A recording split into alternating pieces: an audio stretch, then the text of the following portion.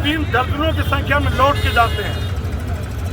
साथ ही बंगाल में ज्यादातर दलितों पर और पूर्ण तरीके से केवल हिंदू पर जिस तरीके से घर में आगजनी की गई, हत्या की गई, सामानों को लूट लिया गया, उसके बाद कश्मीर में हिंदू धर्म पूछ करके हत्या किया गया, तो यहाँ पे उपस्थित सारे हिंदू भाई, सारे सनातनी शेर एक ही संकल्प है, स्थानीय मजदूरों का रोजगार नहीं छीनने देंगे। और जो यहाँ बांग्लादेशी हैं, जो फर्जी प्रमाण पत्र बना करके मुर्शिदाबाद का यहाँ रह रहे हैं, दुर्भाग्य है हमारे देश का। 19 तारीख को आवेदन देने के बावजूद भी जिला प्रशासन का एक भी कोई भी एक्शन नजर नहीं आया। आज हम लोग शांति मार्च निकाले, उसमें भी प्रशासन का कोई जरा सा सहयोग नजर नहीं आया।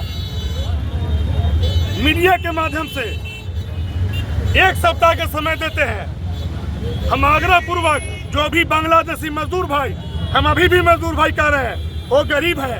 हम मानते हैं कि गरीब मजदूर में ही चोर होंगे तो 1-2% होंगे, सारे चोर नहीं होंगे। तो गरीब है, इसलिए 1 सप्ताह का हाथ जोड़ के प्रार्थना करते हैं कि शांति पूर्वक हमारा औरंगाबाद जिला छोड़ दो। अगर 1 सप्ताह के अंदर अगर औरंगाबाद जिला में एक भी बांग्लादेशी नजर आ गया तो मुझे या मेरे साथ या जो भी सनातनी हिंदू शेर होंगे, प्रत्यक्ष या अप्रत्यक्ष, जो यहाँ उपस्थित हैं या नहीं उपस्थित हैं, सब लोगों को संकल्प होगा कि बांग्लादेशी को अगर प्रशासन नहीं भगाएगा, और शांतिपूर्वक आग्रह पूर्वक करते हैं, अगर नहीं भागोगे तो मार के भगाने का काम करेंगे। उसके लिए अगर जेल भी जाना होगा तो जेल भी जाएंगे। और साथ ही एक चीज संदेश भी देना चाहते हैं कि जो बांग्लादेशी भले ही फर्जी प्रमाण पत्र बनवा करके मुर्शिदाबाद में रह रहे हैं, अगर वो चाहते हैं कि हिंदुस्तान में शालीनता पूर्वक रहना चाहते हैं, तो उनको मात्र एक काम करना होगा। जो औरंगाबाद छोड़ेंगे, जो पूरा भारत छोड़ेंगे, तो जा करके मुर्शिदाबाद में जो दंगाई हैं, जो हत्यारे हैं, उनके खिलाफ अगर तुम प्रदर्शन करते हो, उनको फांसी की मांग करते हो, तो पुनः मैं तुम्हारा स्वागत करके बुलवाऊंगा और पुनः रोजगार दूंगा। लेकिन अगर उन लोगों के खिलाफ तुम आंदोलन नहीं करोगे तो मन से या बेमन से उसकी जो भी कीमत चुकाने पड़े, औरंगाबाद समेत पूरा भारत छोड़ना होगा। और चैनल के मीडिया के माध्यम से पूरे भारतवर्ष के सनातनियों से आग्रह करते हैं और विनती करते हैं कि जागो। अगर नहीं जागोगे और बांग्लादेशी को नहीं भगा सकते हैं तो तुम जीते हुए मरे हुए के समान हो, तुम मरे हुए के समान हो। जय हिंद, जय भारत। मीडिया के बंधु और जितने राष्ट्रपति खड़े हैं, मैं बताना चाहता हूं, आतंकवाद टेक्निकल शब्द है। यह जो घटना घटी है कश्मीर में, यह आतंकवाद नहीं है। पहली बात सुन लीजिए, यह टेक्निकल शब्द है भ्रमित करने वाला। यह जिहाद है, हिंदुओं का हत्या करने का, कोई आतंक नहीं। सीधा जिहाद है, हिंदुओं की हत्या करने का।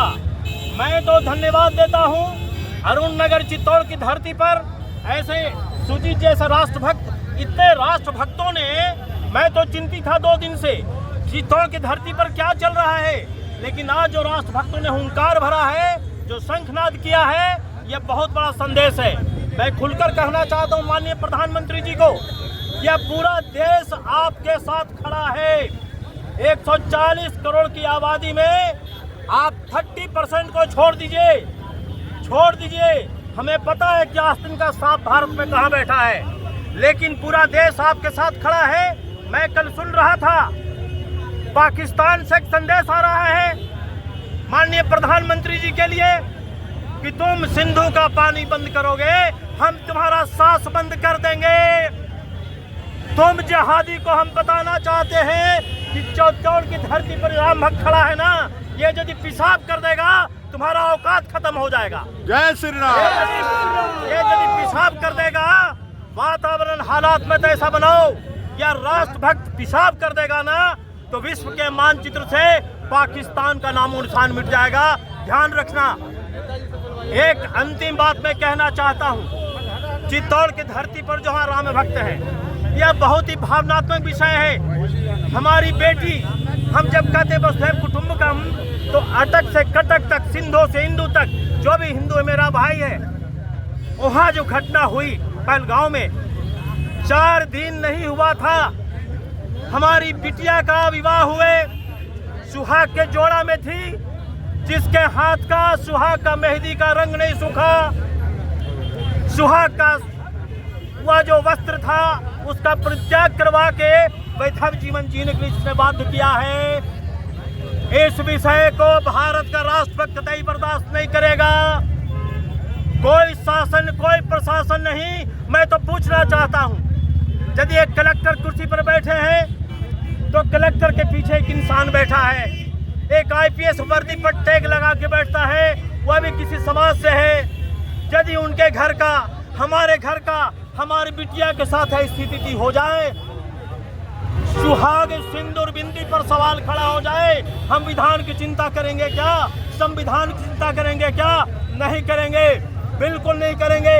जो एफआईआर करना हो, जो कानून लगाना हो, हमारी बेटी का सुहाग सिंदूर डाला गया है, हम तब तक नहीं मानेंगे जब तक कि प्रधानमंत्री जी उसका बदला वसूल नहीं होता है, हमारी अग्नि शांत नहीं होगी। हम बेटी का सुहाग का उजड़ता हुआ नहीं देख सकते।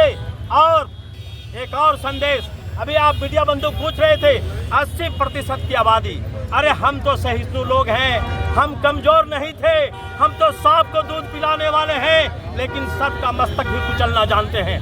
हम नाग पंचमी को सांप को दूध पिलाते हैं तो हम कालिया नाग के मस्तक पर खड़ा होकर उसका मस्तक मर्दन करना भी जानते हैं। हम कमजोर कभी नहीं थे, कभी नहीं थे।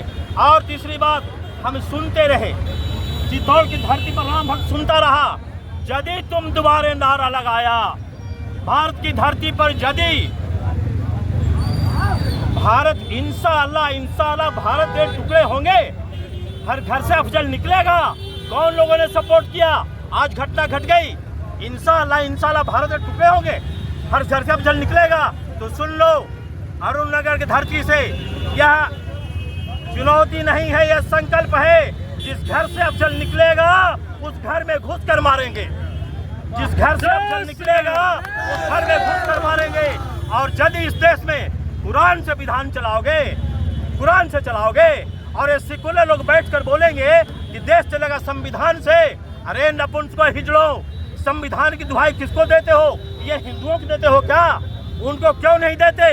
बंगाल में साल भर से तांडव चल रहा है, हिंदुओं को मारकर पेड़ में टांगा जा रहा है, मरने वाले 78% दलित है, हरिजन है। कहाँ चला गया हरिजन का नेता? कहाँ छिपे हो? तुम जरा बयान लगा कर दिखाओ। हरिजन का, दलित का, पिछड़ों की हत्या हो रही है, ये पिछड़े के नेता कहाँ चले गए? तुम बयान लगा कर दिखाओ। नहीं बयान दे सकते। तुम जिस दिन बयान दे दिए ना, उस दिन फरमान जारी हो जाएगा जिहादियों का, सर तन से जुदा, हिजड़ो, तुम नहीं बोल सकते। ये हिंदू बात हो गया है। अब बात होकर रोड पर है तो सुन लो, यदि देश चलेगा कुरान से, यदि देश चला कुरान से, तो हम नहीं मानेंगे विधान संविधान को, बिल्कुल नहीं मानेंगे। देश चलाएगा कुरान से तो हम चलाएंगे गीता और पुराण से। देश चलेगा गीता और पुराण से। इस शब्द के साथ सुजीत और साथ में जितने राम भक्त हैं, आप आज से यहाँ के गांव में, गलियों में वातावरण बनाओ।